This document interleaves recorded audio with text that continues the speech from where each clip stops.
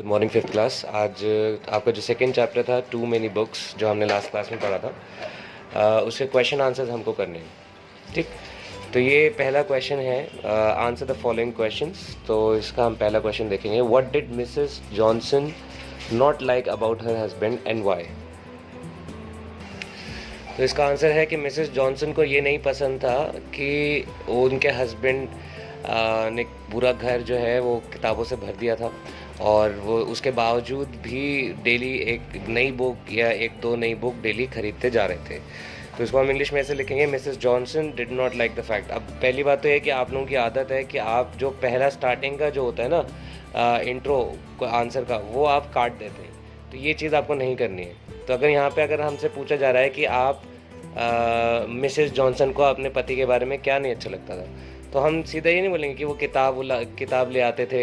ऐसे नहीं जवाब देंगे। जब अगर आपको जवाब देना होगा तो आप जवाब पूरा एक प्रॉपर लाइन में देंगे, प्रॉपर स्टेटमेंट में देंगे कि मिसेस जॉनसन को अपनी पति के बारे में ये बात अच्छी नहीं लगती थी कि वो किताब ले आते थे। तो ये आंसर बनाने का तरीका ये होता है।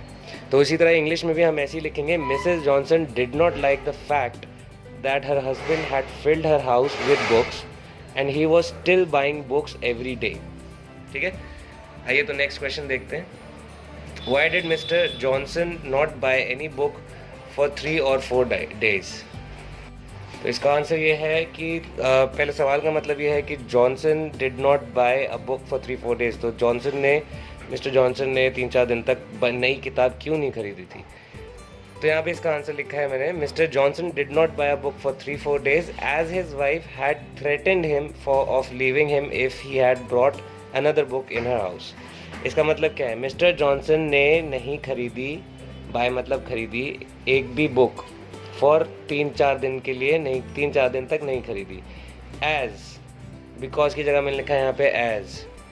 हिज वाइफ हैड थ्रेटेंड, उसकी वाइफ ने उनको थ्रेटन किया था। थ्रेटन मतलब धमकी दिया था। ठीक है, जो मैंने इसको पास्ट टेंस में लिखा है क्योंकि सेंटेंस हमारे पास्ट टेंस में चल रहे हैं। तो थ्रेटेंड हिम क्या है, उनको थ्रेटन किया था कि वो उन्हें लीव कर देंगी, यानी कि छोड़ देंगी।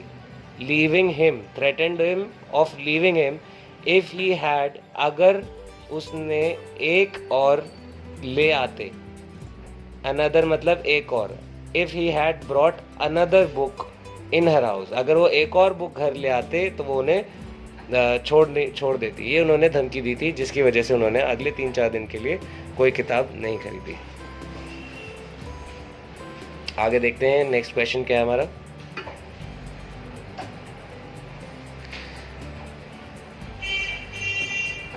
Why did Mr. Johnson go into the book shop?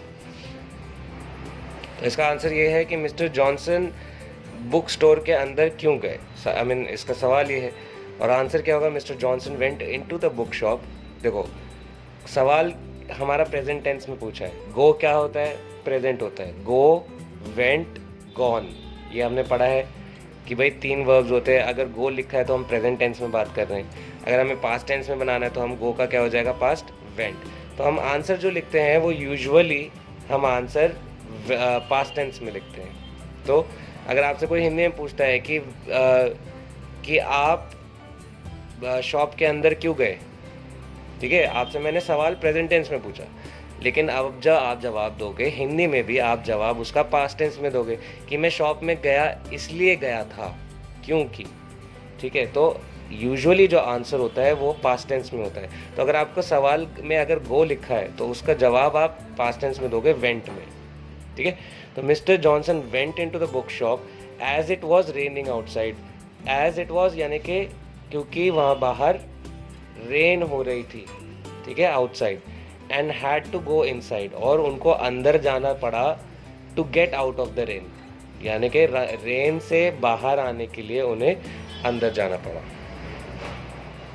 Next question देख लेते हैं। What was the name of the book that Mr. Johnson bought and describe the book? तो वो बुक का नाम क्या था और वो बुक कैसी थी, तो वो चीज़ हमको बतानी है यहाँ पे।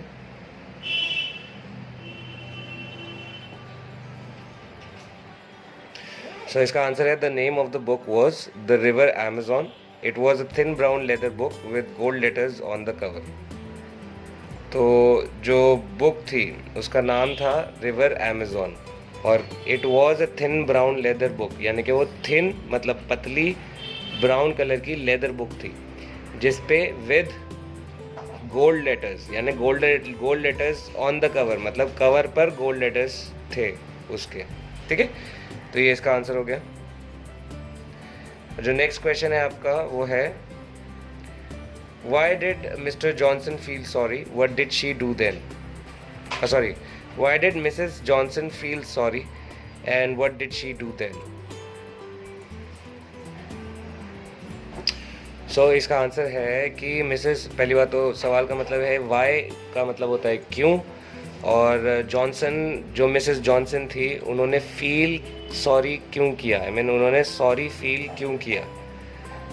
तो मिसेस जॉनसन ने क्या गलती करी थी जिसकी वजह से उन्हें गिल्टी फील हो रहा था, तो ये सवाल है। और उस आगे लिखा है what did she do then, तो उसके बाद उन्होंने क्या किया। व्हाट मतलब क्या, डिड मतलब करना, शी मतलब लेडी को कहते हैं, डू मतलब अकेला करना, और देन मतलब उसके बाद, तो उन्होंने उसके बाद क्या किया। तो इसका आंसर है मिसेस जॉनसन फेल्ट सॉरी। देखो अब यहाँ पे फिर से देखना, मैंने आपको बताया था कि सवाल में आपको प्रेजेंट टेंस मिल जाएगा, फील, ये प्रेजेंट टेंस में पूछ रहे हैं, तो इसका जब हम जवाब देंगे तो हम पास्ट टेंस में देंगे, और फील का पास्ट क्या हो जाता है, फेल्ट। तो ये आंसर क्या हो जाएगा, Mrs Johnson felt sorry because she snatched. Snatch जो है वर्ड, इसका मतलब है, मैं इसको थोड़ा और क्लियरली लिख देता हूँ आपके लिए।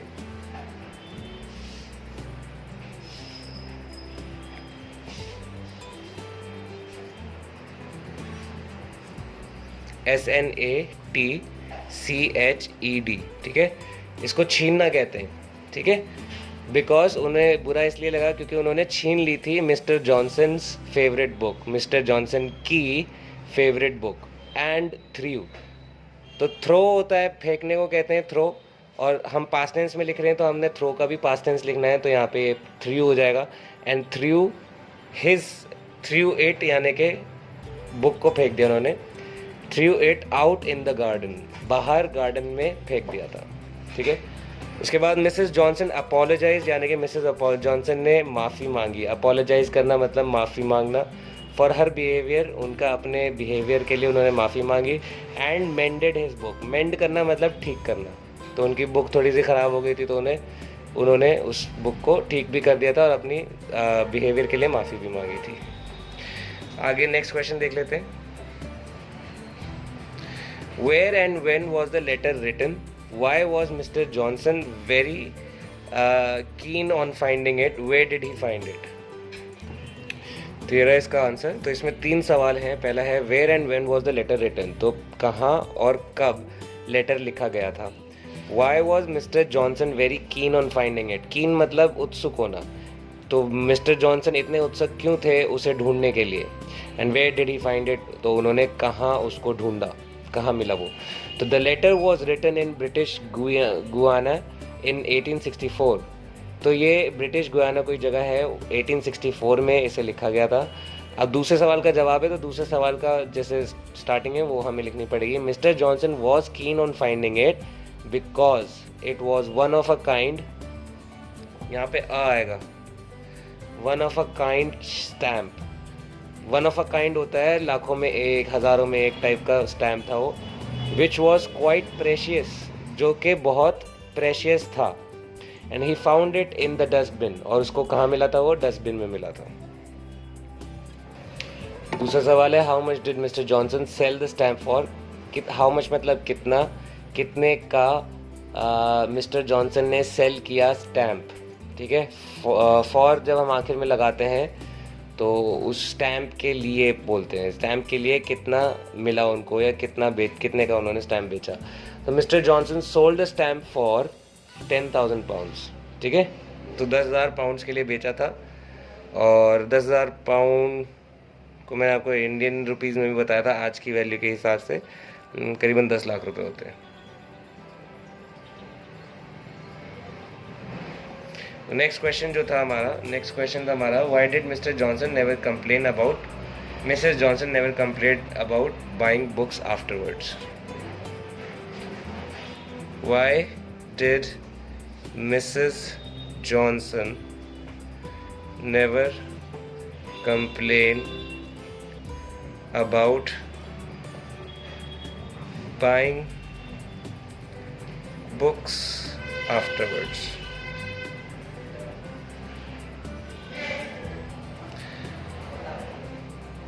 इसका आंसर यही है कि उन्होंने, सवाल तो यही है कि सवाल का है कि मिसेस जॉनसन ने उसके बाद दोबारा कंप्लेन क्यों नहीं की बुक्स खरीदने। पहले हमें पता है कि मिसेस जॉनसन को बहुत परेशानी होती थी, तो उसके बाद क्यों नहीं उन्होंने शिकायत करी। तो इसका जवाब यही है कि जो फॉर्च्यून उनको मिला था, यानी फॉर्च्यून कहते हैं जो उन्होंने घर खरीदा और मतलब उनको इतने पैसे मिले, तो ये सारी चीज़ें जो हैं ये बुक्स ख़रीदने की वजह से ही थी। तो इसलिए वो बहुत खुश थी और उन्होंने फिर ये इस बुक्स ख़रीदने के ऊपर कभी भी उन्होंने अपने हस्बैंड से लड़ाई नहीं करी। तो ये इसका आंसर है। मिसेस जॉनसन को ने कभी शिकायत क्यों नहीं करी। Mrs Johnson never knew that buying old books could get them so much money, hence she never complained about it again. तो मिसेस जॉनसन को नहीं पता था कि पुरानी बुक्स खरीदने से इतना फ़ायदा हो सकता था कभी भी, तो इसीलिए उन्होंने दोबारा कभी उसकी शिकायत नहीं करी। तो आज के लिए इतना ही करिए आप। नेक्स्ट क्लास में आपके कुछ क्वेश्चन और करेंगे हम, ठीक है। तो आज बहुत ज़्यादा क्वेश्चन थे, इसलिए मैंने सिर्फ एक ही पार्ट करवाया। नेक्स्ट टाइम में हम इसके ये डी और ई भी कराएंगे। तो कोई क्वेश्चन, कोई डाउट हो तो आप मुझसे पूछ लीजिएगा। बाकी आई थिंक आपको मेरी राइटिंग समझ में आ रही होगी, नहीं समझ में आए तो कॉल कर लीजिए। Thank you.